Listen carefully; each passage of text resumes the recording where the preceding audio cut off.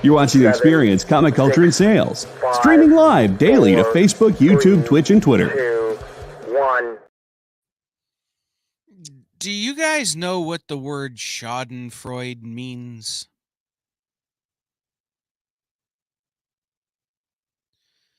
It's German, and it means to exist like a German. No, I'm kidding. It means enjoying the suffering of others. Is there a German word, I wonder, for when you make a decision that is so short-sighted and poorly planned out that it actually hurts you more than it helps you? And like by that I mean like you do something that's good in the short term, but in the long term it's bad. Like in the short term you buy a Maserati, in the long term you get speeding tickets every time you leave your driveway. Like, is there a German word for that? Is it Maseratian-Freud or something? I don't know. But that's the topic for today's conversation.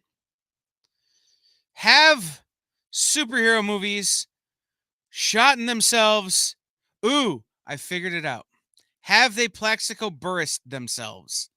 That is a reference to a football player from a long time ago who shot himself in the leg while wearing sweatpants at a nightclub. Seems like a good idea until it isn't. This is Devil's Advocates.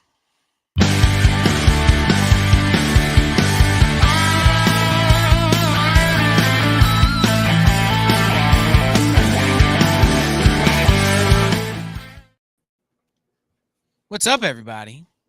Hey, everybody.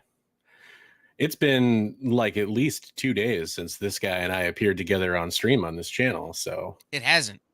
Oh, yeah, it's not quite 2 days. You're right. It's been at best 36 hours. Yeah, that's a good point. By the way, before we get into the topic, I feel like I need to address that for a second. Just want to say thank you to everybody that participated in that charity auction on Saturday as part of Small Business Saturday here on the EXP and the Drive to 2500, which is still going on. So don't forget to subscribe if you're watching right now. And a huge thanks to my co-host Kyle for his donations to that event that led to a lot of donations from folks like some of the people in the chat here. And that helped us a lot. And we've raised a lot of money for Heroes for Heroes, and we're not done yet. I have a few more donations that are going to trickle in over the next couple of days. And yeah, I just want to thank everybody for doing that. Thanks a lot, everybody. I spent more money than I should have spent. Like, I opened the bank account today and went, ooh. Yeah, I did that too. But you know what? I did it partially because you brought some fire books, and I felt like it was important. Yeah, no, believe me, I'm always happy to spend more than I should for a good cause. Yeah. And this is. So I have no problem with the fact that Top Ramen going to be a little top shelf for me for the next few days. But, you know, it's all good because I got some cool stuff. Some veterans are going to get some support they desperately need and deserve and have earned. And in the end, it all works out for the best. 100%. Unlike what happens when Marvel or DC put out a movie. Yep. And that is what we're here to talk about. Yeah, it's a fantastic segue. And it is, you know, something we do this opener of the show every week. And it's always kind of funny because we're like, yeah, who's going to, you got it? Do I got it? Who's going to go first? It's kind of like that, what is that? Last Jedi opening from Poe Dameron talking to General Hux. Who shoots first? You shoot first, I shoot first. Yeah, exactly. Who goes first? So, you know, my example that I was going to bring up is, so I did my Thanksgiving yesterday. And my Thanksgiving yesterday, I did something on Thanksgiving every year that I've celebrated, which there's been a couple years I didn't when I was younger. But for the first time ever, I did something unprecedented.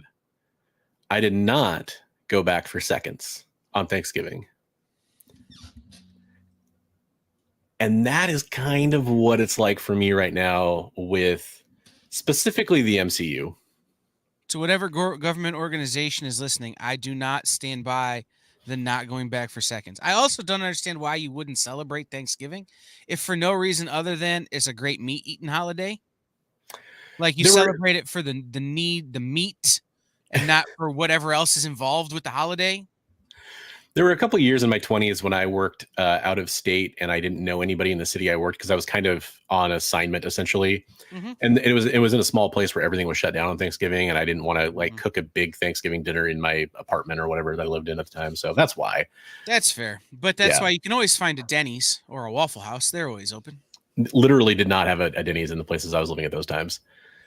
So I think you know what? I'm sorry. There was a Sherry's in one, but come on. No offense to Sherry's. But yeah, so the idea that I didn't go back for seconds on things. And by the way, I'm a guy who goes back for seconds. I'm a guy that goes back for thirds a lot of years. This show is sponsored by Seconds. And you know thirds what? and fourths. And oh, by the way, we're still eating leftovers at my house. Oh yeah. Well, and I mean, you know, for me it was yesterday, so we did that tonight, and I definitely went back for seconds on pie because that's what you have to do. So maybe that's what makes up for it. And that's kind of where I'm at with this, because the analogy for me, the metaphor is I'm somebody, and I'm just going to give my history and background for a second here. I'm somebody who I agree. You know, I think a lot of us are around I'm 41. A lot of us around my age probably feel this way. I grew up in a time before superhero movies were something you could take for granted, and comic book movies specifically. Mm-hmm. And I will continue to support them as much as I possibly can because I want them to continue being made. But we live in a reality now where there's been a lot of great superhero movies and there's been a lot of terrible superhero movies. And I want more of the great ones to be made as well. So when it comes to pie, which I love, especially pumpkin pie, especially on Thanksgiving, I'm going to go back for seconds. When it comes to a movie that I love, I'm going to go back for seconds to show my support so that people know, hey, people really like this Avengers Endgame thing. We should do more stuff like this. And that's kind of where I'm at with this. You know, I'm a big vote with your dollars guy, and I want to go support those movies I do enjoy. And it's not just the MCU, but for me as a Marvel guy growing up and still am, that's where I focus a lot. Now I'm excited for the future of the DCU optimistically, but you know, let's just be real. And all the independent projects are out there, but there's been some misses, right? I think most people can agree, even on the internet, that there's been maybe a downturn in overall quality from the major studios when it comes to comic book related or superhero related movies. Do you agree with that? No. You don't? No. Okay. But first, we're going to bring Jay on to present some evidence. Jay? Yes. Oh, man. Have I ever liked a superhero movie since you've known me? There's been one, I think. And I don't even remember which one it is. There you go. Okay. So here's the deal. Thank you, Jay. I am also of the era where we had none of this. Mm-hmm. I'm a little younger than Bronze, but not too much. And again, as a Star Wars fan, I was from an era where, wait, we're getting a new Star Wars? And wait, it's going to have that kid. Why is it? What are midichlorians? And that was the beginning of my, I can't trust people who make movies to make good movies. Yeah. That said, I have been a first screening, first in line ticket buyer for basically every superhero movie that has come out since X2. And that was because X2 was the first movie that I had my own money to be first in line to buy and didn't have to ask my parents. So, like, you just draw your lines there. I would rather go see a terrible Black Widow movie that's superhero and comic book related than to go see the next English Patient or Gone with the Wind or whatever. Did Black Widow eventually play in theaters? Because it was a streaming release, right? I saw it in theater during COVID, had to wear a mask. Granted, I saw it I saw it in a dead mall with like 3 other people in the entire theater. And I had to like sanitize my entire body after, but I saw it in theaters. I wish I could sanitize my brain. So here's the deal. I love these movies. I love that they exist. I hate most of these movies because most of them are terrible, including Endgame and Infinity War. I will stand by those as being awful. And we can get into why. That's not important, though, for this conversation. The question is, are they failing? Right? Has there been a downturn? No, they've always been bad. They're the same quality. We just have messed up expectations. Right? Because we get them all the time. We expect everything to be a home run. And they can't all be home runs because none of them ever have been. I mean, we can all remember Spider-Man 3's dance sequence. Right? Like, there have always been problems with these movies. So, I want to start there by saying, put them out. Put out as many as you want. I'm here for it. And, oh, by the way, you can't get any worse. You can only get better from here. So... Wait, so hold on. This is something I have to know to continue this conversation. Even if you didn't love or whatever, any of them, what is the best one you think was ever made? I got to set a barometer for where you're at. Blank Man? Okay, Blank Man. Okay. I don't know. I'll be honest. I dislike most of the movies, but I enjoy them all the same. Right. Okay. Which is, it's hard for me to say which one's the best. If we're talking about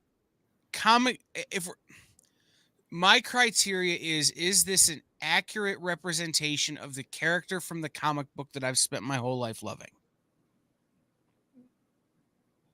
So the best ever are probably the DC animated stuff. The DC animated features. Okay. Gotham by Gaslight, maybe. It's Shazam. Sean says it's Shazam. And that first Shazam movie was a pretty good representation of the original Captain Marvel books. Yeah, it actually is a pretty good characterization.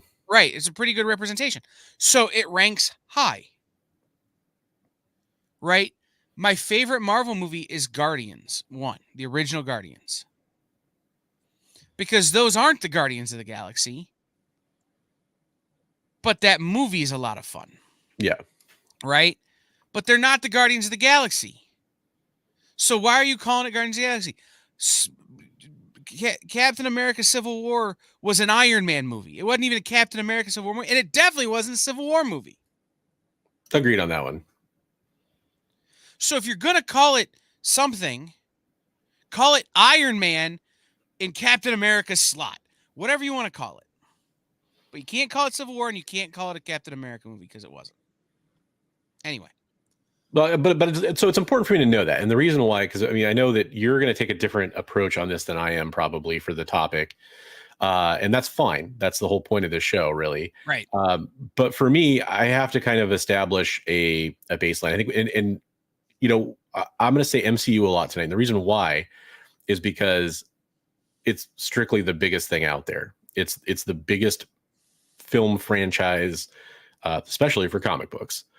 And it's a healthy barometer. It's also where a lot of the conversation in our forums and everywhere that we go takes place about. A lot of it is about the MCU, whether it should be or not. That is the case. Right. And so to know kind of where you're at with the MCU now, and I'm going to throw this out there. This is the way I viewed the MCU since pretty early on. Is I learned, and this is hard for me because I'm a very, very literal person. I would love to see essentially direct recreations of comic books. That would be my favorite thing to see in movies. I know that's weird. I know a lot of people don't agree with that. That's fine. That's just what I'd like. But I've had to kind of come to accept early on, this is a completely different universe, you know, a reality, literally, if they want to go that literal. And it's its own story, inspired by characters that I like from the comic books. And in some cases, it's pretty close or somewhat close. And in a lot of cases, it's very different. Even on that scale, I think things have shifted to a different level of quality. And I love using Infinity War and Endgame as that kind of turning point for myself, because I think there's a marked difference in the tone, in the quality, in the writing, in the acting, in the gravitas that the characters are bringing to the screen. So that's kind of where I'm coming out on this topic. But I know that you have a slightly different approach, and I think it's a good one to kind of frame this conversation through. Right. So why don't you frame your approach on this? Let me add to what you're saying. Okay. Mickey Mouse did not have existing source material before Disney built Mickey Mouse into the juggernaut that it is. Do not reduce, and this has been my message to Marvel, it's been my message to DC, it's been my message to Disney and Warner Brothers. It's been the thing I've been preaching. Do not reduce these things that we have loved for our entire lives to IP farms. Right. Do not reduce these beloved characters to a Lego you can pull from the box and stick into anything you want. Yeah. That is not how it works. Yep. And if you think it does, sell the damn company, because you're screwing everybody. Now, preach. I hold all these things to a pretty low bar because none of them are doing that. None of them are being true to the characters for the most part. None of them are being true to the stories that my idols worked so hard to create. So, I am going to come at this from this angle.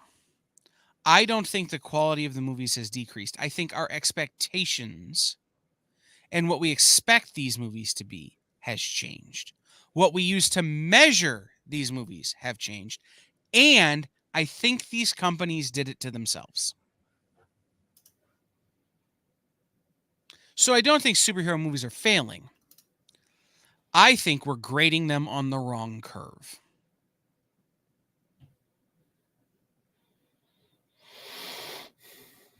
So what curve are we grading them on that they're not in decline right now? I'd love to hear this. There's no way to look at them right now that they're not in decline.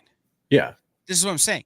But think about this. When Infinity War came out, how long did you have to wait before you could buy the physical media or stream Infinity War? I'm guessing it was about 8 months, but that's a guess. But Blue Beetle just hit streaming services a couple weeks ago. It was 48 days. Mm-hmm. Not even 2 months. Barely over a month.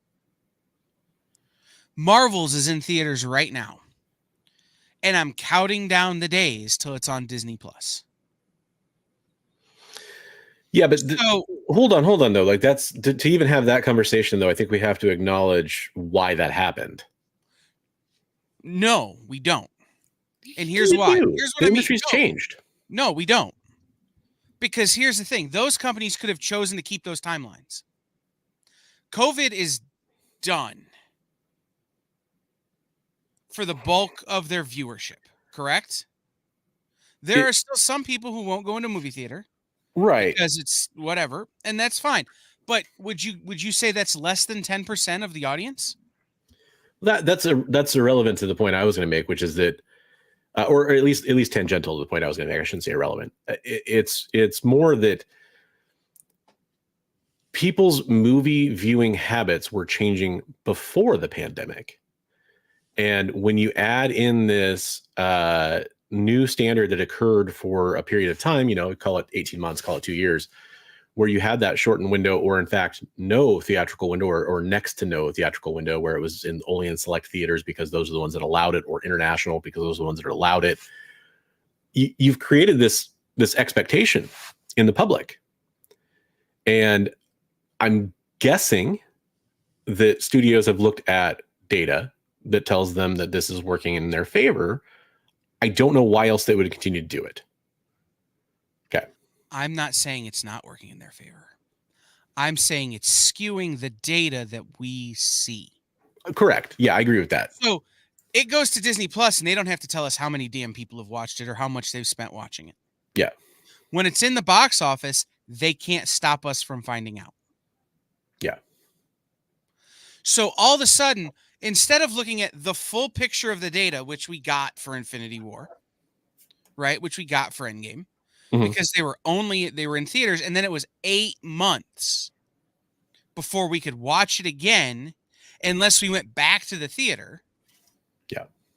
Now, you go to the theater, you see a movie, you spend, we'll just use the numbers that I spent to see the Marvels.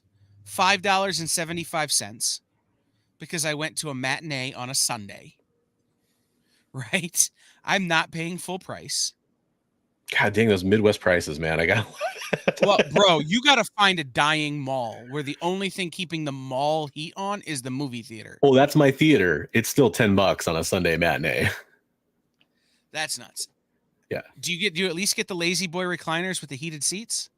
Not heated in that particular theater, but I do have like the reclining. Yeah, we have theater. Lazy Boy recliners with heated seats. Yeah. For $5.75. But here's the deal. I need to see that movie again because in the first watch through, I was exhausted. I'd been traveling all day. I'd flown back from Dallas. I'd gone and I went to the movies. I'm not able to form a real opinion about that movie because I saw it half asleep. But I'm not going to pay $5.75 when I can wait 12 more days to watch it on Disney Plus. Something I already pay for. Yeah. And so all of a sudden, whereas with Endgame and Infinity War, I saw those movies 4 times in theaters. So even personally, oh, and by the way, those movies, I went to the more expensive theaters because I didn't want to wait. Yeah. So those movies I was paying $13, $14, $15 to see. $100 when you consider snacks and people I went with and all that kind of stuff. Now I'm spending $15 to see it once. So all of a sudden, our box office numbers are no longer relevant because they're only taking a short snapshot of the window that used to exist. Well, I think the more correct way to say what you're trying to say right there, which by the way, if you're understanding the gist of this particular conversation, I really recommend checking out our last episode of Devil's Advocates where we talked about how to analyze data that we receive, because this is kind of that same thing. It's how you're framing that data that's important, and that's the point Kyle is making, which is a very valid point, by the way. But where it comes down to it is, it's an important part of the puzzle for 2 reasons. One, it does affect public perception, and that is a very powerful factor right now, in my opinion. And you know what? Maybe for, again, we're talking MCU stuff here. Maybe Disney's data-driven perspective is different, because maybe these projects that you hear decried across the public as diminishing quality, and they're the poster childs for diminishing quality in these conversations I mentioned earlier. Maybe they're still doing gangbuster numbers and streaming, and they say like that doesn't even matter. More people are watching it because people hate it. I don't know. We don't know. Right. When it comes to streaming. And but here's what I do know. Right. Here's what I do know. There's been price hikes on services like Disney Plus that carry these movies. And you can make a couple arguments there. I can't definitively say that that's because it's doing well and they realize that people will still pay at a higher dollar. There is something said for maybe they're trying to get money out of their existing subscribers or something like that. But most likely, it's pretty safe to say that a giant media company like that, if they're raising those prices, it's because people are still paying them to watch the services. So they're probably saying not only do we have our subscriber base, but we think we're still going to do better if we raise the price and not lose those subscribers. So they think the service is worth more because of the content we're bringing to it. I think the problem with that superhero movies and comic book movies are facing right now is not an actual quality or an actual consumer problem. It's a PR problem. And the problem is that when people look at box office numbers, because I starred Sean's comment, Blue Beetle, box office wise, flopped bad. You don't know that. Yet was probably the 2nd or 3rd best DC movie in that universe. Okay. If it wasn't for Guardians 3, it was the best comic book movie of the year. I don't know that to be true. But what I'm saying is we don't know that it box office flopped because we don't know how many people have watched it on HBO Max. Or sorry, on Max. Well, are you counting that as part of box office? Well, this is what I'm saying. Okay. that movie cost X dollars to make. It doesn't Right. matter where they get their money towards that X dollars. Yeah. It doesn't have to be from the box office. It can be from the star of the movie writing them a check for all they care. Right? You're talking about X minus whatever. Mhm. So if a bunch of people watch it on HBO Max and they're subscribing to HBO Max and watching this, they're getting a taste back towards that X dollar figure towards the cost of that movie. So what happens is you see bad box office numbers, but you don't see good streaming numbers.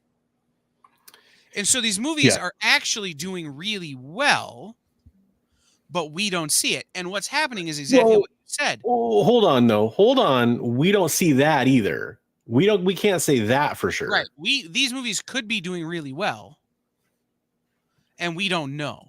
So what happens is we see diminishing box office returns. We see Captain Marvel, or the Marvels, had a big drop week 1 to week 2. Right, in terms of box office numbers. Big drop. What we don't know, one, is what would have happened if we knew that movie wasn't going to be available to rewatch for a year, for 8 months, for 6 months, for whatever. How many? I would have gone back and saw it again. How many other people would have spent extra money to go see it? Then when it does hit streaming, how much of that loss that costs to make that movie gets made up instantly when it hits streaming? We have no way of knowing. So what we are seeing is diminishing returns. We're seeing people on the internet screaming that the movie's not good, or it must not be good because the box office isn't doing what it needs to do. And we're changing our perspective. We're changing the way we look at it based on that, not based on only a part of the picture, not the whole picture. Yeah, and the whole picture does matter. Unfortunately, there's a large part of that now, possibly even a larger percentage in the box office. We really don't know. That could be kind of a black box to us. So, of course, we're going to have to use the data we have to make some assumptions, but I do think we need to reframe how those assumptions are made. Right. And I think that's where you're coming from. Right. Yeah. Is you go online and you see somebody post, The Marvels is the worst Marvel movie ever made because the first weekend it made $7 and the next weekend it only made $3. Those are real numbers, by the way. No, I'm just kidding. Yeah, okay, but like, how much did it cost to make? You know, was $7 enough to put it in the black? And then how much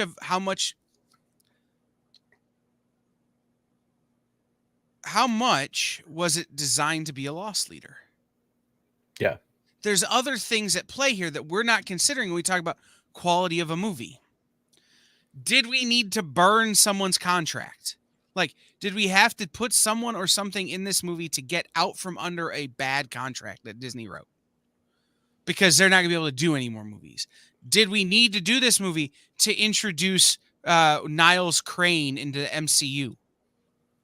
Which is a pun parody joke reference to that post-credit scene.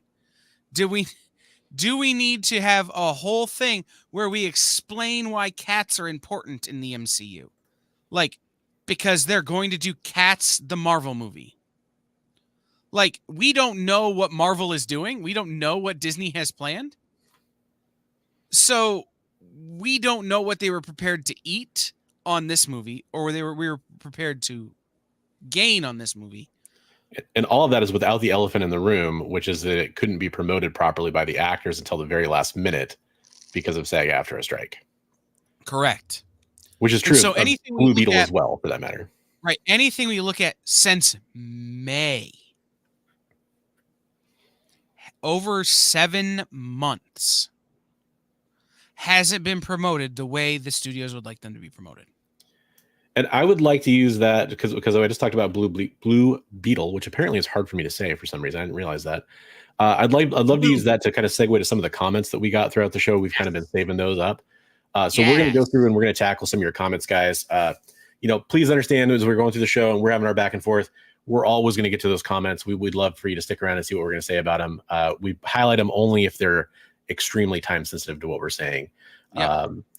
But let's start off with Buddy. We thought this was a good comment too, and I think it's an important one because it is about a nerd culture / comic book adjacent. There's comic books of Godzilla, so I think this is Although fair. IDW right now is obsessed with making comic books about Godzilla that don't feature Godzilla, and it's all about the people. Make more dinosaur books. It's like when Transformers has all the human characters be featured, and no one cares. I don't care about the humans in Transformers. Give me cars that fight each other. Yeah. Buddy says, all I know is I'm going to see Godzilla -1. And for me, what a way to end the year. That is an exciting looking movie. I get that. Are they going to sync the lips up? Because if they are, I'm not going to see it. Oh, that's a great question. I don't think they are. If the lips move independent of the words, like me when we're doing a live stream sometimes, then I'll go see it. So here, let me showcase my ignorance on this for a second because I'm curious. And if you don't know, somebody else in the chat probably does know. Is that a movie made for Japanese audiences that's being brought to America, or is it a movie that's made for American audiences specifically? I know both are probably going to happen. I'm just curious what the origin story there is. No pun intended. Okay. So then this is where I wanted to great comment from Buddy, and I agree. I'm excited for that as well.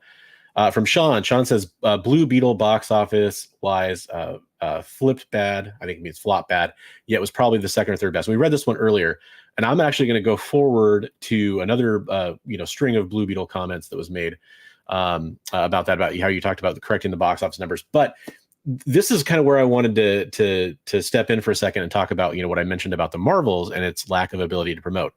And I am so sorry, I cannot remember the gentleman's name that plays the lead in Blue Beetle. I know he was in the Karate Kid show and everything. He's a good actor. I enjoyed Blue Beetle. I didn't think it was a fantastic movie, but I enjoyed it. But the point is, you're having a brand new lead character. It's a single lead, essentially, comic book character movie. So it's character driven. People want to know who that character is. They want to get inside that character. They want to hear about that actor. So if that actor had been able to go on talk shows and interviews and all that kind of stuff to get to show his personality and how much he cared about that character and his charisma, I think that movie could have done a lot better in the box office numbers. Again, we're not saying that's the only thing that matters because we've kind of already established that there are more numbers involved there. But I think that severely hurt a film like that. Like the 15th movie starring so-and-so as such and such, it's not going to matter as much. Samuel L. Jackson doesn't necessarily need to get out there and do that kind of publicity for Secret Invasion. But for this actor, I'm so sorry, I forgot his name. I looked it up. I can't pronounce it. Yeah, I know there's some X's involved. Yeah. Sholo, pronounced like Sholo. Okay. Yeah, it's like Krzyzewski. It's got letters in places that I don't recognize them needing to be. And look, let's face it, American audiences, no offense to anybody watching, hopefully you understand the intent I mean behind this. American audiences are stupid. And when it comes to going to see this movie, there's a lot of people in this country that have some stupid thoughts. They may not go see a movie because they can't pronounce the lead actor's name and they don't know how to say it. If he'd been out there talking to people, he'd be in the limelight more. We'd understand who this person is. We could get behind his charisma, which I think he has. And every time I've ever seen him portray a character and talk, I think this is a guy who's got star written all over him, and I'd love to have seen him out there more. I think that would have been great and helpful for the film. I could see that kid and George Lopez going on these late night talk shows together because George Lopez was in that movie too. Yeah. And that would have been hysterical. Yeah, like a 1-2 punch, man. It'd been great. Yeah. So yeah, like that whole thing where they bring out like a late show where they bring out the big star of the new movie, and then they bring out like the comedian or the guest, and then you have them on the chairs together. It'd be great. Mm-hmm. Well, and then it's George Lopez just roasting this young kid. Like it. Anyway. Yeah, exactly. I agree. And then this is a good question from Buddy too. This is one of the ones I wanted to get to. Is it Fox? Is it Sony? Is it WB? Is it Disney pushing for maximum profits, which leads to oversaturation? And that is another point that I did want to talk about because, it comes down to public perception. Even if it's not necessarily true that this happened, the term superhero fatigue was being touted in mainstream media before Infinity War. I think around the time Ant-Man 1 came out, I think I started hearing that term. That's kind of the time frame for me that I remember. And this is kind of what I was talking about in the opening of the show, where I mentioned that I really love supporting superhero movies and comic book movies because I do really want to see more of them get made. And at this point in my life, I want to see more great ones get made, more ones that I will go back and watch and be excited to show my kid and watch with her and have these conversations about the character and get her reading comic books and all the different things. That would be amazing. Or even as, she's an adult, maybe they're adult oriented comic movies. We can have that conversation later on, like, Sin City, that kind of stuff, when she's old enough to watch it. But when you do have a lot of them being made, even if that's not necessarily true that it's purely oversaturated and it's like they all could be 10s. If they were all 10s, it'd be a lot different. But I think we all know they're not all 10s. I mean, Kyle thinks none of them are 10s, for example.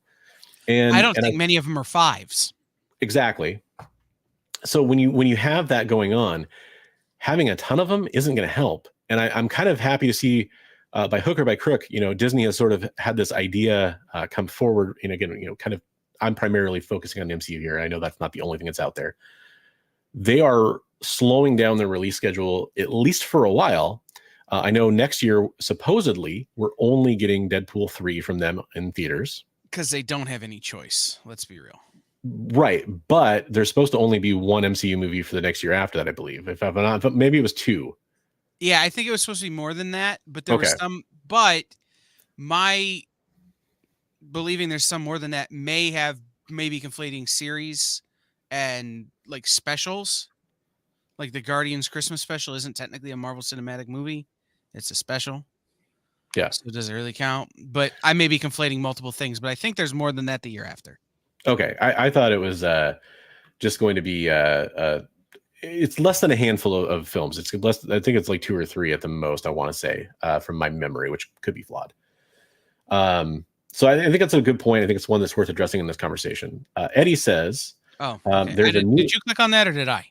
I clicked on it first, and then it was clicked off of. Okay, because I was scrolling at the same time you clicked on it, and I thought I clicked something wrong. Oh, that's all good. I'm having a moment. He says there's a new attitude about movies. A lot of people have gotten into streaming, me included. So people have little to no interest going to the theater. A lot cheaper and comfy to watch at home. And this is what I think we've talked about this, and I don't want to spend too long on this, but I will say this is a huge part for me. So again, a little bio about me. I'm somebody who loves to go support comic book movies. I'm somebody who loves to, if I don't go to the theater, I buy it on streaming, that kind of thing. Like the actual digital copy I get to own, have lease in my library. But I worked at a movie theater for years. I was a projectionist. I was a theater manager, and it kind of ruined movie theaters for me in a lot of ways. I don't enjoy that experience as much as I used to, just because I dealt with the public a lot, and I dealt with audiences a lot, and I don't really love sitting shoulder to shoulder with people watching a movie. I have exceptions. I have exceptions to that rule. In-game, Star Wars Force Awakens. Those were 2 movies that I was very, very, very excited to go see. I had different feelings coming out of those movies. Loved In-game. Force Awakens was good, but whatever. Anyways, the point is, for that kind of a movie, I want to go see it with the crowd. I want to go see it, but mostly I want to stay on my couch and I want to watch the movie there. That's more comfortable for me.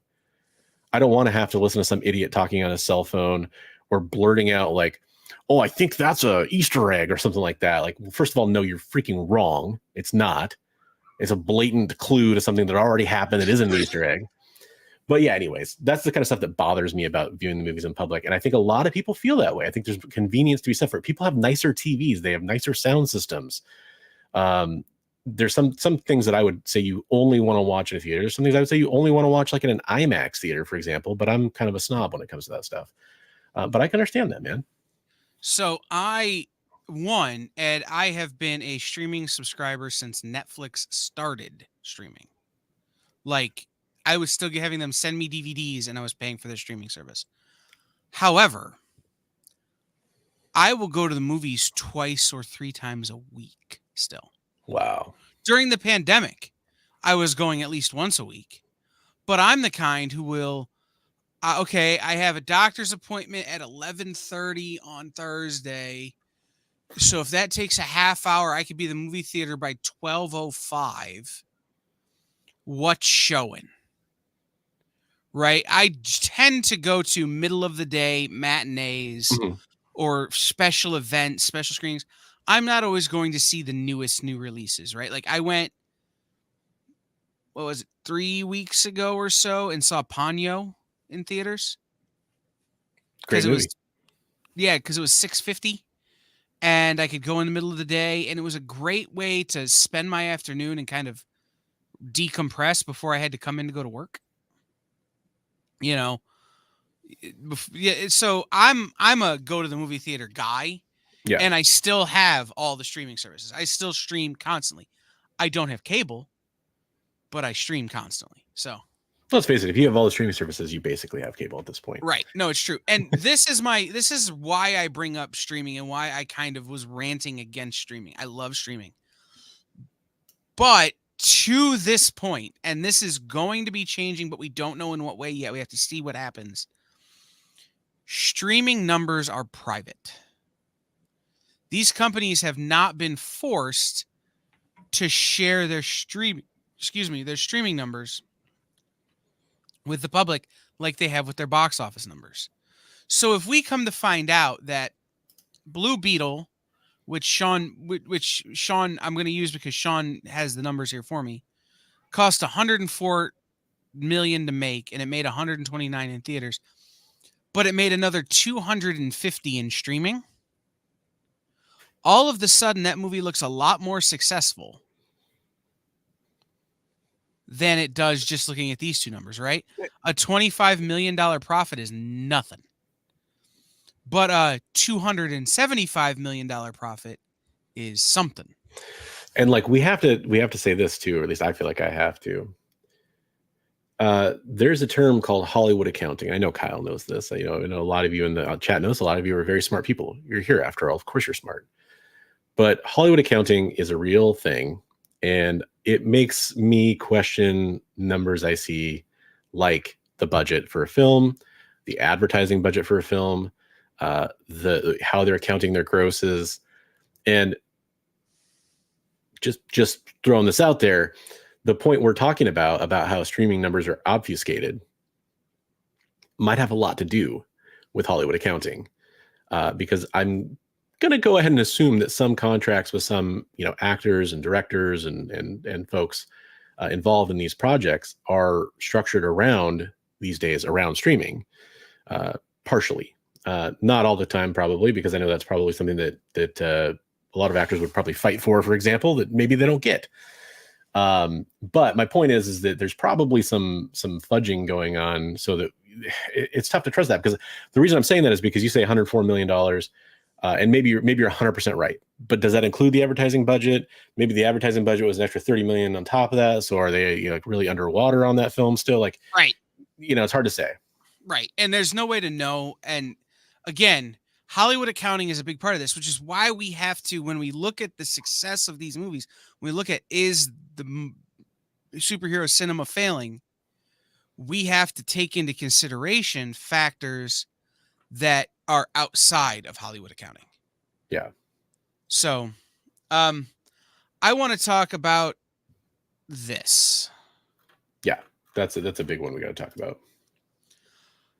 So when Iron Man came out, it was the 8th best-selling monthly book Marvel had. 8th. It wasn't what Marvel would have considered an A-list character. It was a B-list character. And then the movie happens and Iron Man becomes an A-list character. Captain America was lower at the time. Boy, should we talk about Guardians of the Galaxy? Guardians of the Galaxy aren't even the Guardians of the Galaxy. I wouldn't even call them F tier at Right. when they came into the and F-tier. Now Star-Lord is popular. Like these to equate it to bad characters or less good characters is a mistake in logic. Because let me ask you a question, Collector P, because I saw this comment and a lot of people are agreeing with them. So let me ask you a question. Who do you have higher expectations for? let's come up with a D-list character from Marvel right now. Riri Williams Ironheart or Spider-Man. Which character do you have higher expectations for? Which characters are going to be harder for the studio to live up to your expectations while making a film? And I'll wait. I'll give you a hint. It's why DC is failing. It's why DC is actually struggling.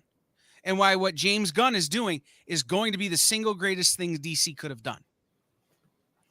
When you throw Batman, Superman, Wonder Woman on screen, the 3 tent poles of the DC universe, really, and you don't live up to the expectations people have in their brains for those characters, then your movies fail. Right. Spider-Man. So why would Marvel make a Spider-Man movie? Why wouldn't they make a Riri Williams movie that can be only okay and will surpass your expectations and make that character more popular? Sell more toys, sell more t-shirts, sell more posters, sell more comic books. Here's the problem with that, though. And I'm going to speak from my personal opinion. I'm not going to speak to anybody else here. You use an example of Riri Williams, who just had her MCU debut not that long ago. Right. And I will tell you, and you know what? This is just my opinion. My expectations were low for Riri Williams' debut in the MCU, and Marvel still didn't meet them. But did they sell more action figures, more comic books, more t-shirts, more posters? I guarantee you they did to 12 and 13-year-old girls. I don't know. I've seen a lot of Riri stuff on clearance recently. It makes me wonder. Compared to other stuff. It's always going to wind up on clearance. Dude, I have Iron Man 1 Funko Pops in storage right now that I could never sell. Well, those are Funko Pops. But they make too much of the stuff. Like, that's a whole other thing. But it took a character that wasn't selling, pardon my French, was selling fuck all. Yeah. And made it somewhat popular. Made it move. Kamala Khan is another one of these characters that was popular in a very specific segment. Yeah. Then they've made things and her popularity has risen. Well, and there are examples that go to your argument, and you plucked one. I think it's a bad example personally, but Jay talking about America Chavez and Chavez is a better one. Right, sure. I couldn't think of America. I was Miss trying Marvel, to think Kamala of America Khan, that's Chavez. a better one. I was trying to think of her, but I couldn't. That movie's so bad, I've tried to block it out. But I will say, to Collector P's point, to where I agree with Collector P, is it's not, because I'm trying to find his comment again for the exact quote here. To me, it's not that they're B-list characters. It's the crappy part, the crappy interpretation of the B-list characters. Because, as I mentioned before, Guardians of the Galaxy, I used to go to Costco with my kids, with my parents when I was a kid. And I would get those Marvel, packs of Marvel comics, and there'd be a Guardians of the Galaxy comic in there. And that's like when you would open a pack of baseball cards and there'd be some outfielder for some team across the country that you'd never even heard of that just got brought up from the minors. And you're like, that's crap. And you know what? I am so sorry. I know there are fans out there that love Guardians of the Galaxy. It never resonated with me. I tried to read those comic books. It never stuck with me. I'm like Cosmic Marvel. It is just not. It's like the street level Cosmic Marvel that I can't tolerate. I want the big grandiose Galactus and Silver Surfer and the alien race battles and all that kind of stuff. So it never resonated with me. But that movie did, and I love those characters. And then now I have a different appreciation and feeling for them.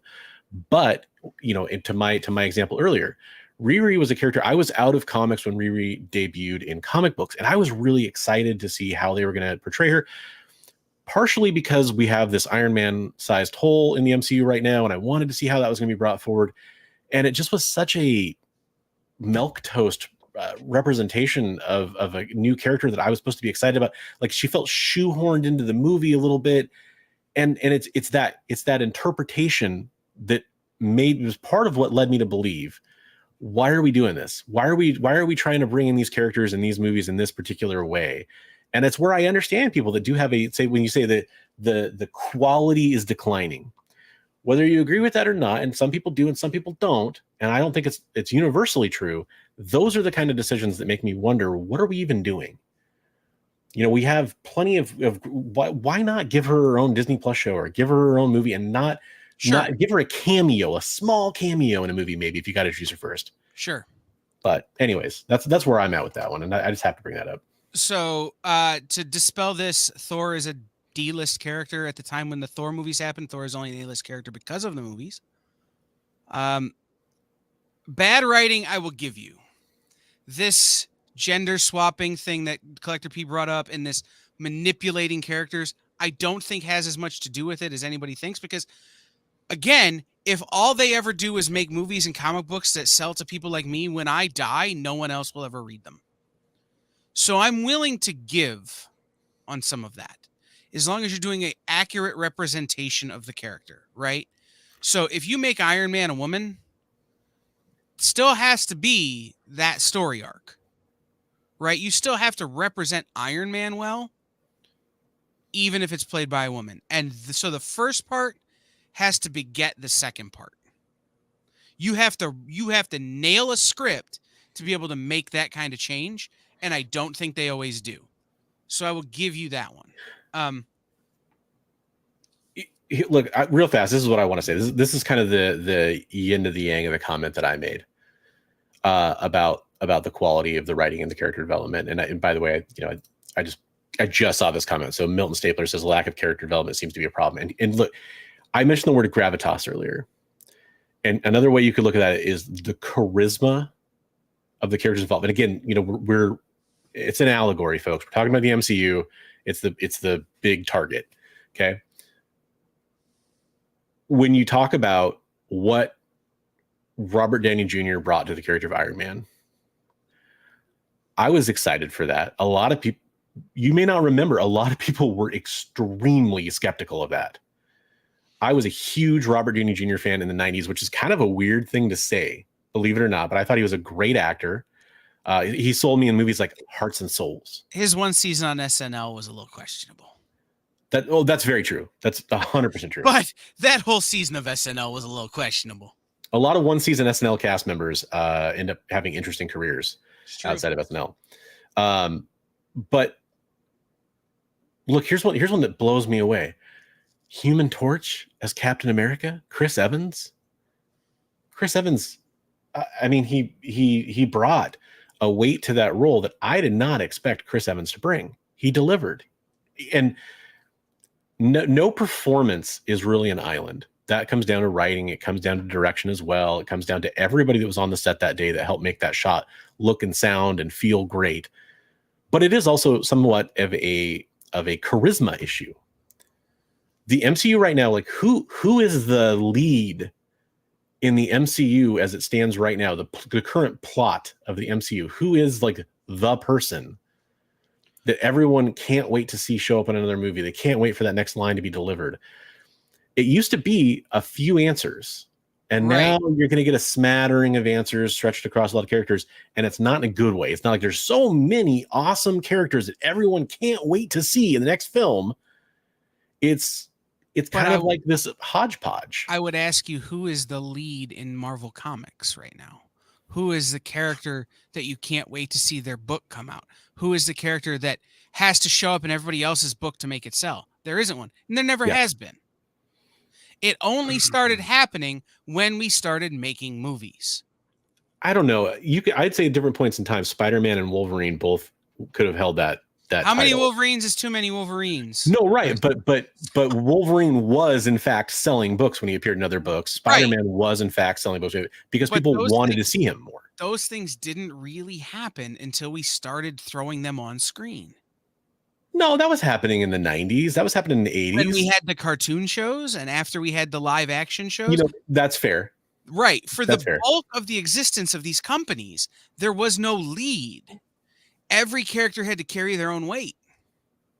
And then we decided, well, because Reb Brown could play Captain America, we're going to throw Captain America in a bunch of stuff in the 60s and 70s or in the early 80s. Because Lou Ferrigno plays a great Hulk, we're going to throw the Hulk in a bunch of stuff. Yeah. And then as those characters tapered off, we finally got to the era of the original X-Men movies where Hugh Jackman made Wolverine an indispensable force. Had to be in everything. And now all of a sudden, anything you throw Wolverine in is going like this, right? It's going up. It's doing great. That one I disagree. I agree with that one less. The cartoon show was the same. Yeah, I think maybe because of X-Men the animated series. I agree with that. That is definitely part of the catalyst. Spider-Man the animated series. Yeah, similar thing, right? These characters were enough to become the lead and then to carry the sales. Right? We're getting back to that era where everybody's just got to carry their own weight. And in order for that to work, you have to have a solid, cohesive story. Look, maybe I'm too old school when it comes to this, but if I read a single issue of a comic book, if I watch a single episode of television, if I watch a single movie, I want to be entertained. I want to be thrilled from beginning to end, or at least have fun or laugh or cry, or I want to have a reaction to that comic book or that movie or that TV show. If you're watching it, we binge a lot of TV shows these days as a culture. If you binge a TV show and you watch an episode, how many times have you looked back and said, man, that was like a filler episode? And how much does it kind of like not sort of make you want to watch the next one? There's a lot of that feeling going on right now. So when talking about for me, and I think a lot of other people, that I can only speak for myself though. And I think that perception is adding to this feeling of like, we really need, like I've said it time and time again on a lot of different shows, when Endgame and Infinity War came out, there was a gravity to those projects that doesn't need to exist in every single Marvel movie that ever comes out afterwards. But it felt like we finally hit a peak where we could have like a dark and gritty scene, like where we really cared about a character's death when Loki dies.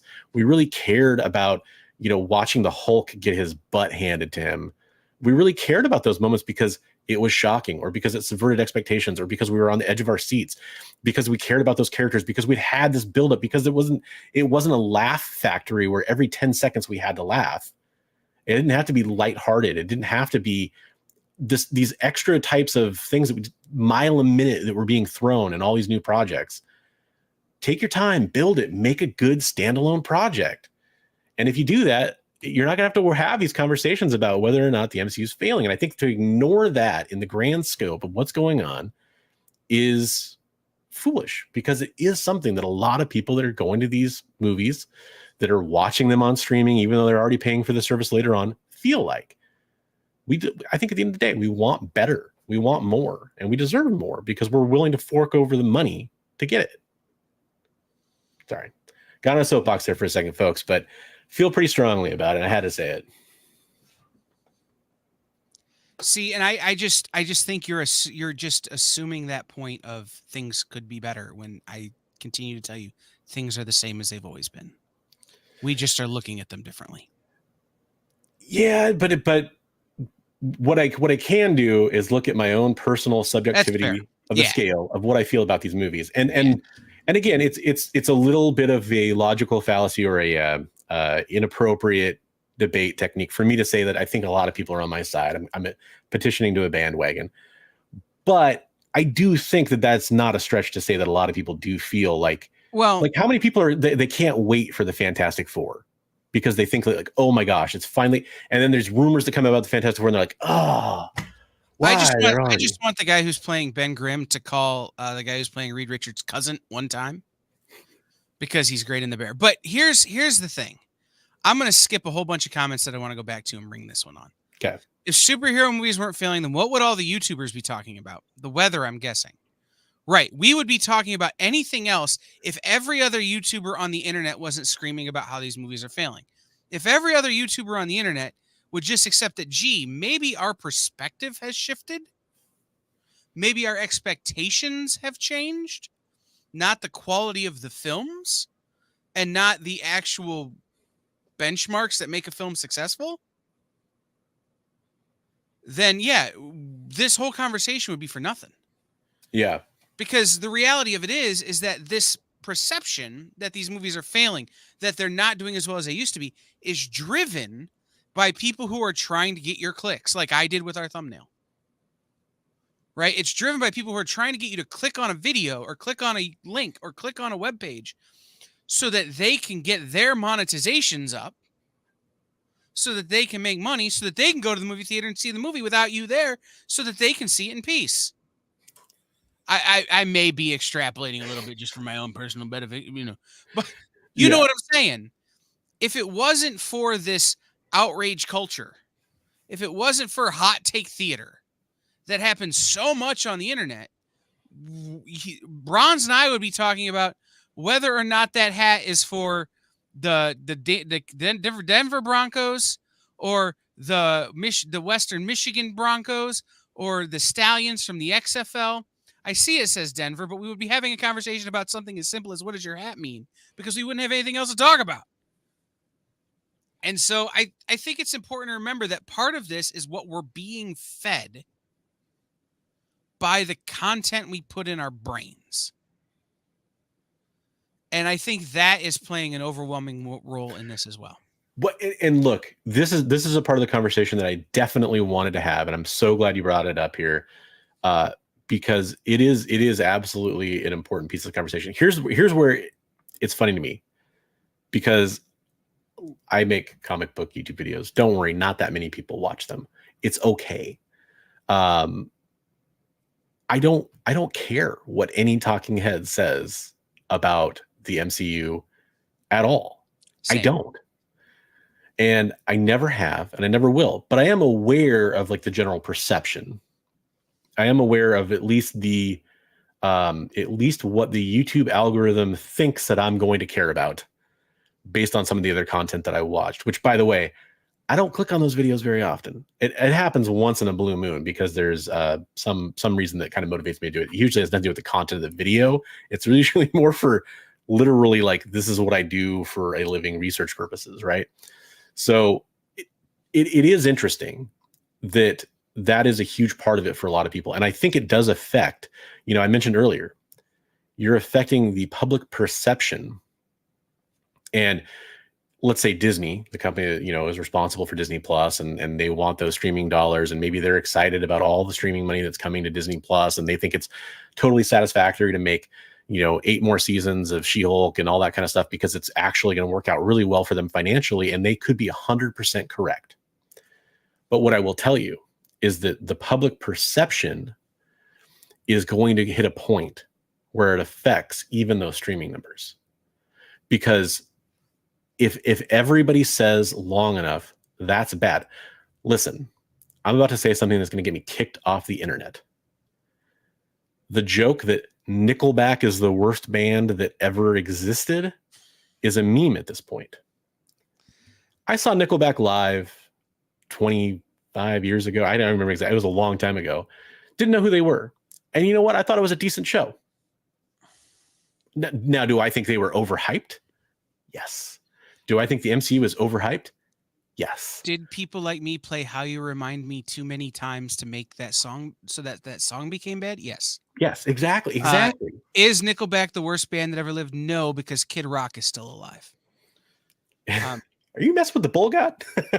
Oh, remind me off the air to tell you the story about the time I threatened to kill Kid Rock. Anyway, good thing that'll be off the air. Oh, I would show. tell it on the air, but it's the statute of limitations isn't up yet. Okay. Well, that was my pitch for my after hours Discord show that we could launch exclusive to members of the Discord. Right. So let's do this. Let's get through the rest. We should really take a break, but let's just plow through the rest of the comments. We'll take our break at the end here. The first streaming service that allows you to do a watch party, it exists, Ed. Message me and I'll send you the details. Jonah Hex is worse than Blue Beetle. Yes. I will agree with that statement. And that should be a hard movie to mess up too. Right. It should be. Always remember, Ed, that those names you're saying, it's comic books. It never stays that way. Iron Man is only ever dead for a minute. Cap is only ever old for a minute. Thor is only ever funny for a minute. And the DCU will always fail. No, I'm kidding. Movies like Top Gun Maverick need to be... That's true. And I would argue there's one superhero movie that needs that cinematic. And I don't know that it would hold up now. Thor 1, the original Thor movie, when it came out, was one of the first superhero movies to have real D 3D. And when you saw it in movie theaters with the real D 3D, things like the clouds in Asgard were just incredible.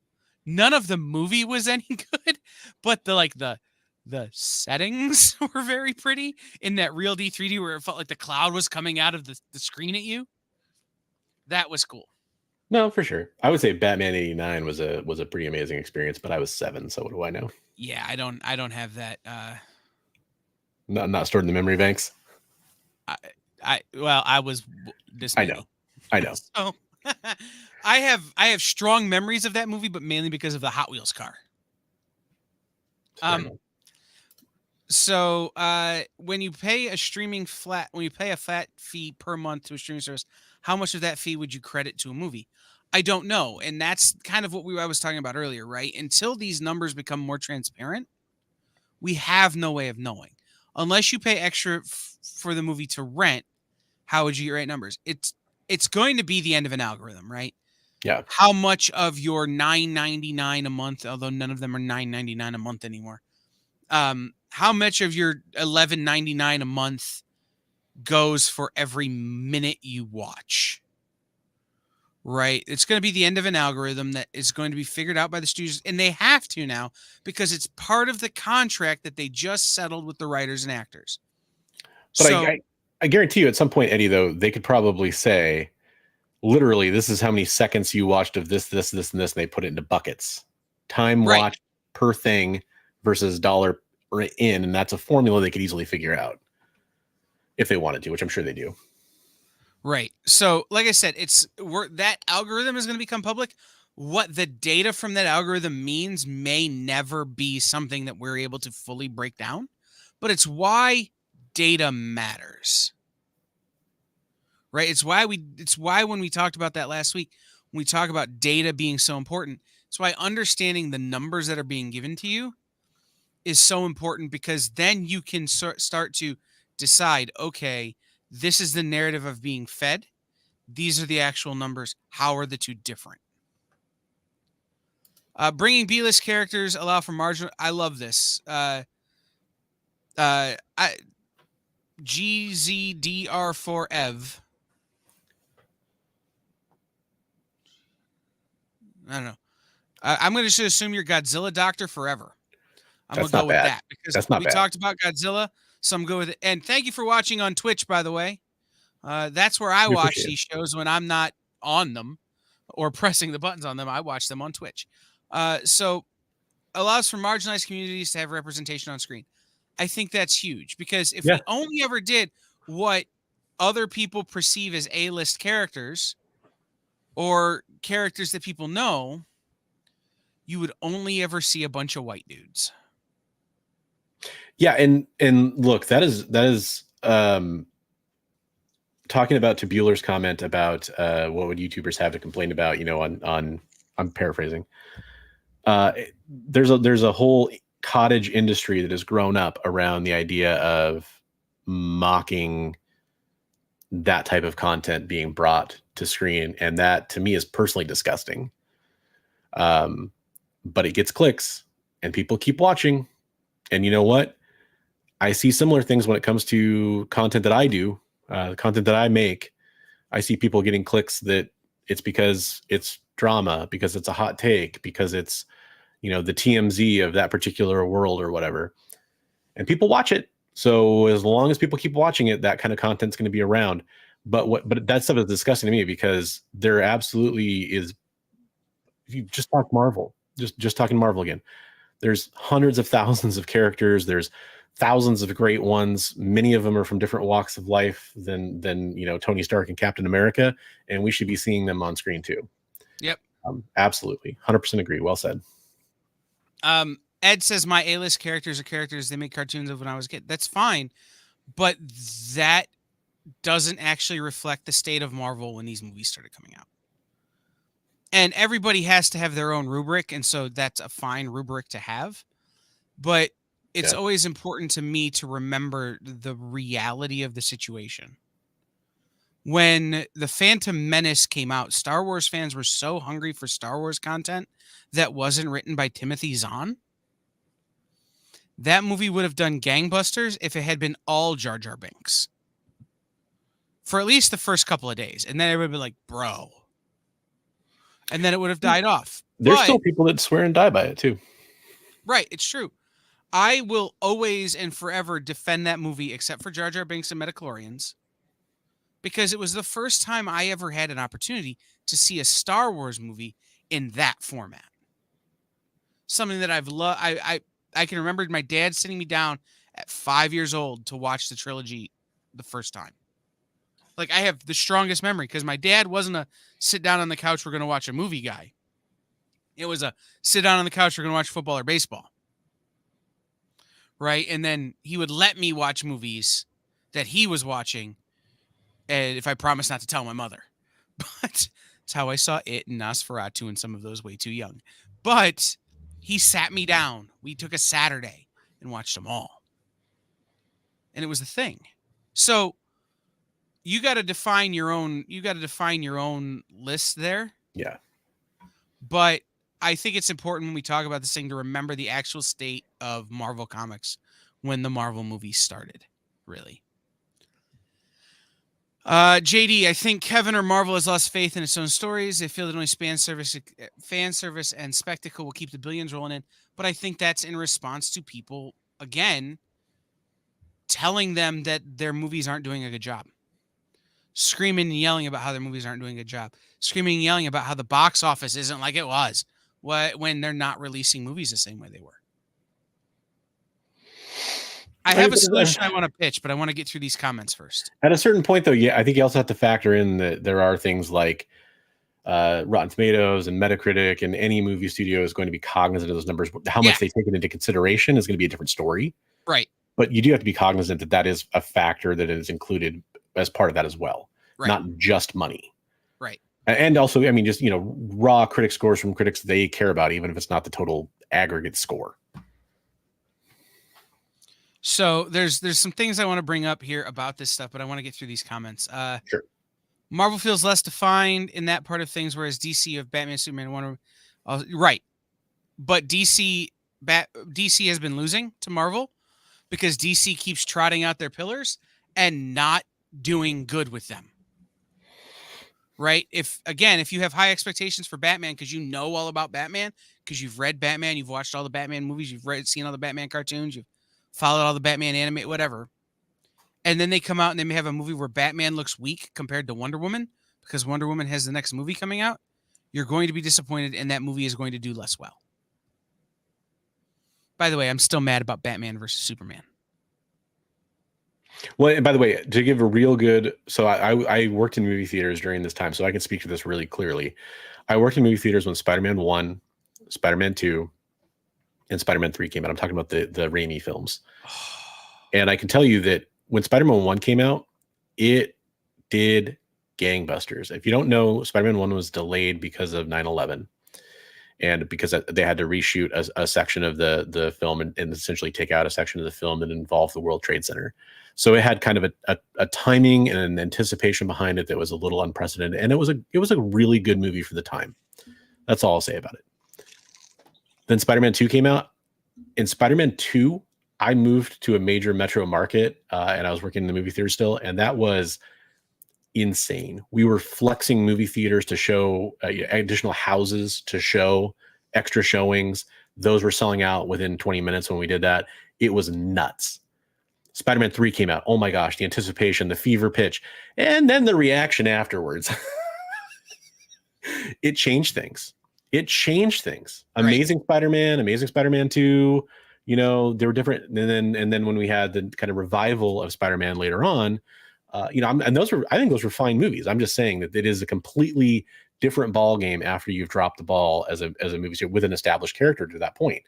So you have to deliver, in my mind, on the quality and the expectation to make that thing match in people's minds to where they want to keep coming back, even if it's Batman, even if it's Superman, even if it's Wonder Woman. So just real quick, Nick, Batman versus Superman is one of 3 movies ever that I've asked for my money back. 2 of them are DC films.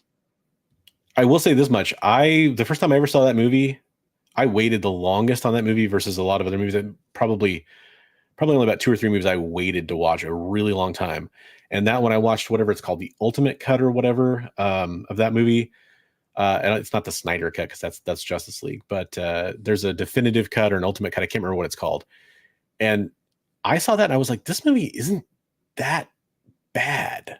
Like, it wasn't great, it wasn't good, but it was enjoyable. And then I saw the theatrical release and I was like, oh, this is way worse. So Bruce Campbell is the best part of anything he's ever been in. that's true, especially Burn Notice. I love Bruce Campbell. Yeah. Remind me, we should have Bruce Campbell on. Anyway, I'll see what I can do. Anyway, I didn't know it was an option. I don't know that it is, but I can send an email. We should. Yeah, we should have a lot of people on. That's part of the benefit to being in the stupid Midwest where nothing happens, is that the Raimis are from 25 minutes from me. All of the people who went into making any of the Evil Dead movies are all from this area, and I'm friends with Rob Taffer, who was one of the producers and is currently married to the stunningly gorgeous Lucy Lawless. Yes. And she's welcome to come on. I can email Rob and see if he will make an introduction to Bruce. Or Lucy. I don't know that I'll be able to email Bruce because I might just be like, humana chin. Humana. Anyway, we'll Avengers. talk about whatever book he has coming out next. Right, and he's got to come up with a new chin pun. Last time I cared was when Leo couldn't fit on the door. He could fit on the door, but that's not good storytelling. If he doesn't drown, what's the point? Okay. Wait, so, you forgot the most important comment of all. Come on, you put that. No, I was going to come to this. Okay, I was going to come back to this because this is not a unique to Bueller situation here. Well, I appreciate that. Okay. Avengers Assemble scene was once a generation shared movie moment like The Sixth Sense or I Am Your Father, although he never says that. They're not going to top it, and I think Marvel creative team is wilting in the shadow of that. That's fair. I mean, they can't all be Stairway to Heaven. They can't all be that moment. And that's fair. If we're going to call Avengers Assemble that moment, or that moment where Cap is holding Thor's hammer, the high watermarks of these movies, then I will grant the premise that they are not as good as those moments in those movies. But they could be. But look, here's where I'll disagree. Like, they easily could be again. Like you could. Look, okay, and I haven't seen the Marvels. I know there's like some spoilers out there. I know a couple tiny things because it's been spoiled for me, but I'm not going to spoil it because I haven't seen it yet. I don't think this is it. But you could see the first time Galactus appears on screen, or maybe a Doom reveal, or right. There are events, maybe someday we'll see Magneto ripping the adamantium out of Wolverine's skeleton. I'm blanking on some other fantastic examples right now. Things that we will absolutely have a potential to feel the same way about that, because that was the culmination of a long time coming. It was the culmination of a shared love, and to say it can never happen again, it's a once in a generation. They actually could repeat that. Yeah, they could. No, and I think, again, if we're comparing moments to moments, then I certainly think that there have been less of those moments since those moments. Mm-hmm. But every movie, every script has the possibility to include them going forward. Right? Like, again, one of the primary examples for me is, there is a moment that is certainly coming, because it was certainly introduced in the Marvels, that will certainly rival that. I'm not going to say any more because the actor who is involved in that is currently trying to reconcile with his son in a post-Seattle world on one of the streaming services. So here is my I want to give a pitch. I want to pitch an idea to everybody as a potential solution.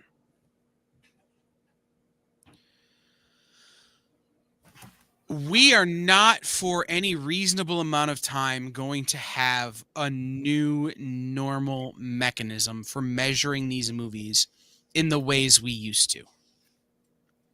In order, according to a friend of mine, Mark, who is getting his master's in viewer analytics, literally, this is what he's getting his master's in. It takes 3 to 5 years of consistent data to establish something as the new normal unit of measure in this world. It's going to be a long time before we can say the 45 days after release or 45 days after it leaves theater streaming methodology is the new normal, even though I'm pretty sure it is. So we have to find a way to more accurately measure, right? And so my pitch is this. Marvel and DC need to wait 365 days before putting a movie on streaming, unless they're prepared to charge you an additional fee to watch it on streaming. So if I'm paying $11.99 a month for Disney Plus and I want to watch the Marvels in a week or 2 weeks, cost me an extra $1. Doesn't have to be a lot of money. Has to be some money. Because then you can count that $1 from streaming towards box office, towards those actual figures, right? It gives us a more closely related to what we're all used to in terms of gauging, right? So when a movie releases, all we talk about is Rotten Tomatoes, Metacritic, and box office. That's all anybody talks about. Well, when you throw it to streaming, if you're charging an extra fee, you can easily say, okay, there's $1 for every one of these. Here's a number from that company that counts. So now we have a more accurate look, or we have a more, maybe not accurate, but we have a more meaningful? No.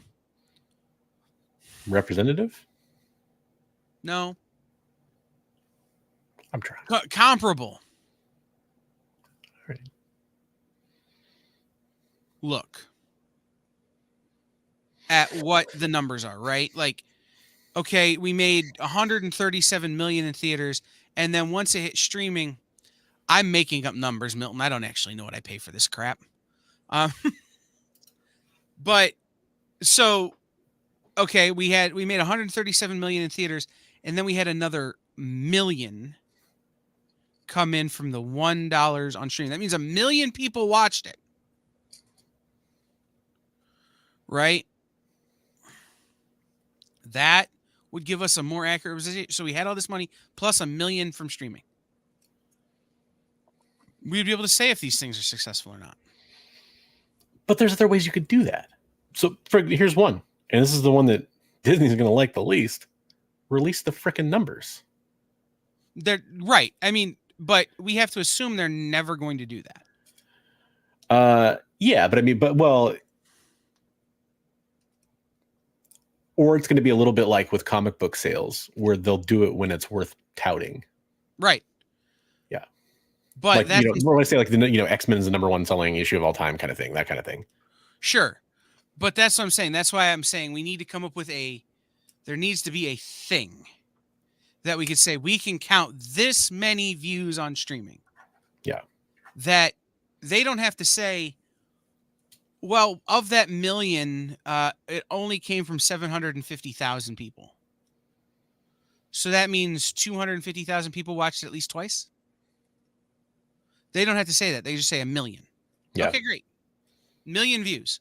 So now this has 1 million views plus whatever the equitable number is from the movie theaters.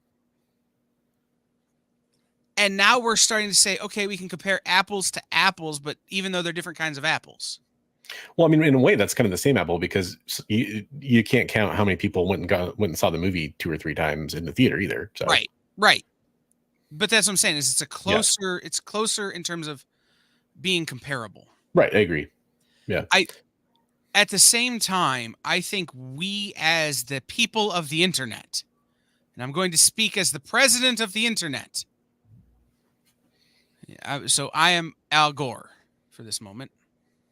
What we have to stop doing is going on the internet and looking at bad data and assuming it's true. Then we have to take all of our information and put it in a lockbox. Man, bear, pig. Oh man. Anyway, Straight from a series of tubes, folks.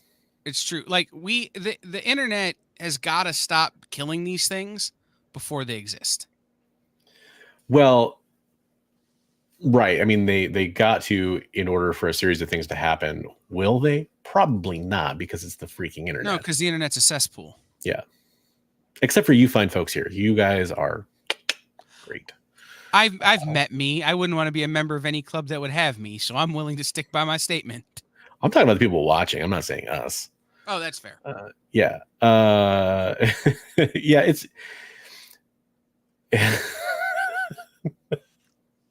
that's funny. Data sounds like Lore's OnlyFans page. See, I was gonna say it sounds like Brett Spiner's OnlyFans page. Yeah. Yeah.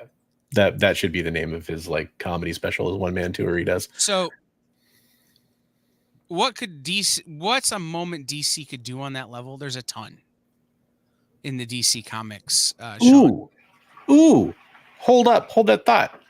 That's a great topic for a future episode. But you should send that as an email to the link Jay is going to put in the comments. Damn straight. Yeah, I could definitely see us doing an episode around the idea of what kind of moments deserve to be adapted or should be adapted to film, that kind of thing. Absolutely. So, like I said, this has been something that's been rattling around in my brain for 2 weeks. Same. I think so much of way to call him out, Jay. Fill it out, you coward.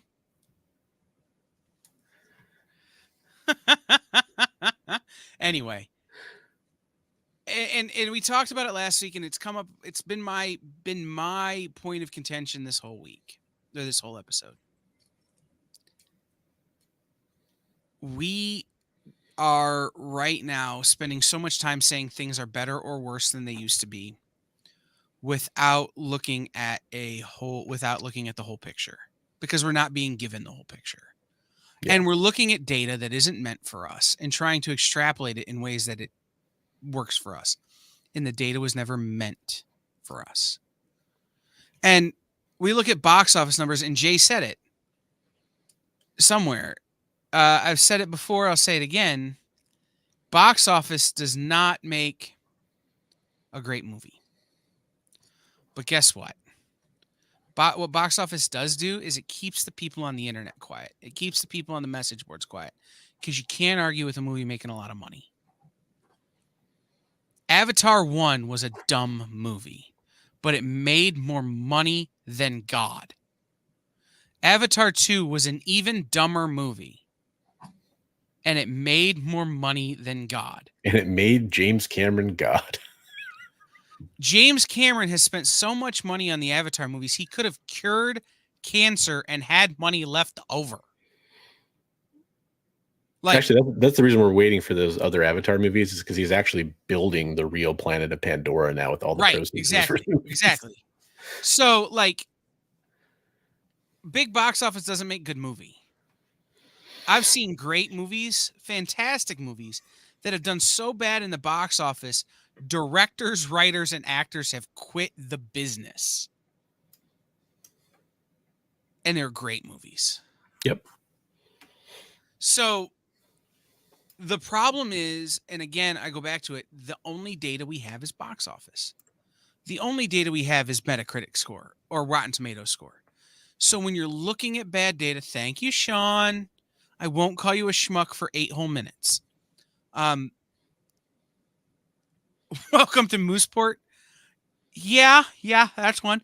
Also, JD, you and I went and saw a movie that I'm pretty sure killed Zach Galifianakis' career. The Election. I remember going to see that with JD at one of the lowest points of my life going, you know what? It isn't all that bad. I could be in this movie right now. I like The Postman. It's a good movie. But that movie, That's The Tom Petty. Election. Right. Box office, along with adding subscribers, is all the shareholder cares about. And when all they're putting out is shareholder-related data, and we try to extrapolate shareholder-related data, yes, The Election. Zach Galifianakis and somebody else.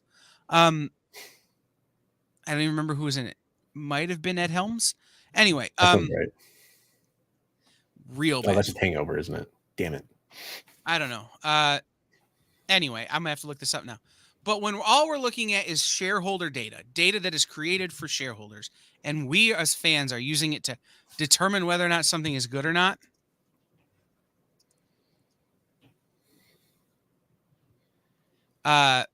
It's called The Campaign, JD. Zach Galifianakis and Will Ferrell. There you go. There you go. Anyway. Mystery solved. Let's wrap it up, folks. Anyway. Yeah. We're going to be looking at things badly. It's just the way it is. Yeah. Because we don't have a clear picture. We don't have all the information we need. So are superhero movies failing? No. They've always been bad. They've never been great representations of the things we love. But they've always been a hell of a lot of fun. And if we stop tearing them down before we get to have the fun, then we'll get to have that much more fun. Here's the one thing that I want to part with, because talk about thoughts have been rolling around in your head for a while. I personally don't care if people like, hate, love, hate, frenemy, any Marvel, DC, whatever movie. I don't care. Doesn't matter to me at all what you feel about a movie, unless you want to have a conversation about it. In which case, I take your opinion at face value and I say, okay, let's talk about why you liked it, or talk about why you didn't like it, or why you had mixed feelings, or whatever. That's fine. But it doesn't affect my life what somebody else thought of the movie, unless I have that conversation with them. But what I would like to see end is I would like to see that movies getting crucified before they ever even come out. Right. Because look, here's the deal. Another way I think you could fix superhero movies is the trailers. The trailers, here's what I'll say.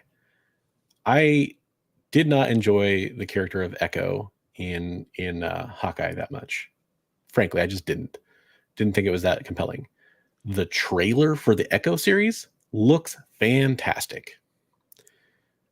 That's a good trailer. It didn't, in my opinion, tell too much. It didn't show too much necessarily. Maybe it did. I haven't seen the show yet, so I can't say for sure. But I had a better feeling to it. If we get 7 trailers between now and when it comes out that reveal way more, I'll change my story. But a lot of these trailers show way too much. And I think for a superhero movie, it's kind of a mistake. Like if everybody showed you the best 5 panels from a comic book, would you still want to read the comic book? Maybe. And in some cases you would, but would you have the same appreciation for it after you're done reading it that you would if you hadn't seen those panels? And you just seen the cover? Because so many of you out there, you can say whatever you want, but you're cover buyers. You buy comic books because of covers. Not all of you. A lot of you do, though. Well, I do. A lot of people do. And it's, we all know this. How often is something on the cover? How often is that exactly what happens inside the comic book? There are entire companies that have built their entire existence around the covers. Yeah, exactly. And they in some cases sell really well. Mm-hmm. I would argue that the Transformers movies have built their entire existence around the trailers. And yeah, that's the thing, is sometimes these trailers can really sell the movie, but you walk away from them feeling unsatisfied. I mean, in some cases, that's not a universal truth, but it is this thing where it's like, and that's true. I think for me, that's true of a lot of movies. Maybe I'm just an old man yelling at the clouds. I love a good trailer. I'll watch a good trailer 10, 15 times. But I actually kind of hate what trailers are now. At the same time, it's an art form for the editor, and they've turned it into science, and it's crazy how that works. And it does work, by the way. But at the same time, I don't think it works for these movies that well. Can I tell you a funny, interesting thing? Sure. You know how you don't like going to movie theaters because movie theaters have been ruined for you by your experience working in movie theaters? I don't watch trailers because I've made enough money making trailers for things that I know that trailers are no longer representative of what the film is. I've made trailers for documentaries that are incredibly boring, look incredibly exciting in the trailer. Yeah. By just taking things out of context. And it ruins things for you. And at the same time, with superhero movies, I don't watch trailers because if I watch a trailer and I can figure out what story I think you're trying to tell me, and then I come to the movie theater and you don't tell me that story, I'm going to be pissed at you. And that's not your fault. That's on me. So I have to adjust my relationship with the thing to not consume trailers. Well, and you know what? I think that in your interpretation, I think that you're a little bit maybe on the unique side. However, I will say a lot of hardcore comic book fans that have problems with things like the MCU right now, that's part of the problem. Is they hear about the storyline coming and they're like, oh, that means we're going to get this moment and this thing, and this character is going to be the most badass character in that storyline, and this is going to. That isn't necessarily what it means. Right. And that's why I had to stop watching them. Because I would see a trailer for something called Captain America Civil War, and I think they're going to tell the story from the Civil War comics. Then I show up and they don't. And I want to jump off a cliff. So, guys, we have gone an extra 37 minutes. I can see it in Bron's eyes that he's exhausted and has other things he needs to do. I have not eaten since noon, and it's almost midnight. So I am very, very hungry. So we need to wrap this up. I'm going to address one last question. Did movies and streaming make less money this year? You have to give me more data. Aggressively relaxing. More than last year? Less than last year? Yes. But only in as much as it was the expected difference. So the projections going into this year for films are almost exactly what they hit. Despite the strike.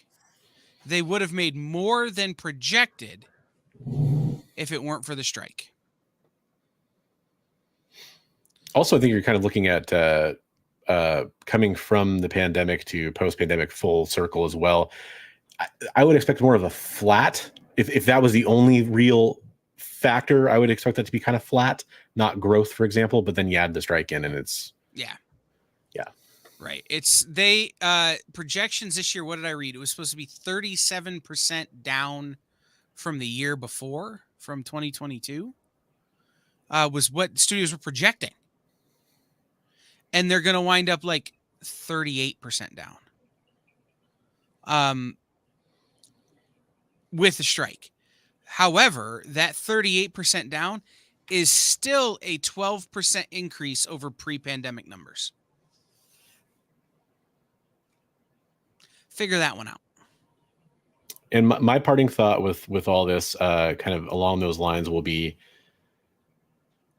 that if you start really focusing on comic book movies and what's going on with them and how you feel about the quality of them and all the things that tie into that, I would just maybe suggest next time you have that thought, understanding that there's a really good chance that you're wrapped up in the fact that it's a comic book movie significantly because you're a comic book fan. If you're watching this, I think that's pretty safe to say. And if you start to apply the same lens that you're looking at these comic book movies through to other movies, especially genre movies, especially blockbuster tentpole type A-list, movies, Barbenheimer. Yeah, that's actually the exception that kind of proves the rule in a way for me, because those I think were stellar movies of a different level of quality personally, and that's just my personal opinion. That's all you can do with the movies. But there's a lot of these that are very generalized. They're very mass market. They're very like, we want to have a wide international appeal to have the most successful numbers we possibly can. Homogenized is a word that you could use in some fashion. And look, that's again maybe how I just personally feel about a lot of Hollywood movies this year. There's a lot of great movies that still come out. Don't get me wrong, but of that particular ilk, some of those things that you're seeing in other films is exactly what you're seeing in comic book movies as well, for better or worse. And that's up to you to decide. But I at least would make it food for thought as you walk away from this conversation to kind of play fair in the comparisons. Cool. Well, everybody, thank you for being here. Thank you for being part of our conversation. Bronze, you know what we're talking about next week? I do. Now I have to refer to a document. So if you give me 20 seconds to vamp for time. While you're doing that, I can pull it up. Guys, remember the experience is driving. It's having a subscription drive. If you are not currently subscribed to the experience, how'd you get here? But also, go click that subscribe button. The deal is this. We are trying to get as many subscribers as we can before Christmas. We're calling it the Drive to 25. It was originally 2,500. Now it's the Drive to December 25. To get as many subscribers as we can. And I'm going to announce it here. This is the first time it's been said publicly on our air. But the more subscribers we get before Christmas, the bigger our next big event is going to be. And I'm talking about, you guys remember how many hours we were live for Batman Day? We're going to be live more hours. Oh, man. If you want to see Punchy Kyle at the end of a stream, drive us to 2,500 or more. Wait till Martin Luther King Day. Yeah. And you will see super punchy. By the time this show goes live, Martin Luther King Day, I will have probably been awake for 3 days. So... yeah, definitely share out. If you're somebody who enjoys the content we do, you're watching this live, you're watching on the rewind. If you enjoy this content, let people know. Let people know that you enjoy it, because maybe you want to see them in chat and kind of bounce your comments off of their comments and bring their ideas into the table too. Mm-hmm. So next week on December 4th, which feels weird saying that, we are going to be discussing the red flags of comic book scams. There you go. So that should be a fun topic. Well, not a fun topic, but it should be a juicy topic. Let's put it that way. Yeah. Yeah. So everybody bring your scam stories.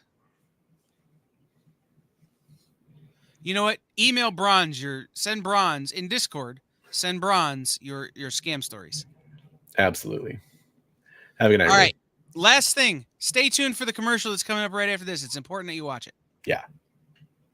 There's a comic book universe on the streets of Cleveland. Hero Tomorrow Comics is debuting Violante, the Undead. Get the new issue or the entire acclaimed library live on Kickstarter. I'm coming for you, Cleveland. Details at Cleveland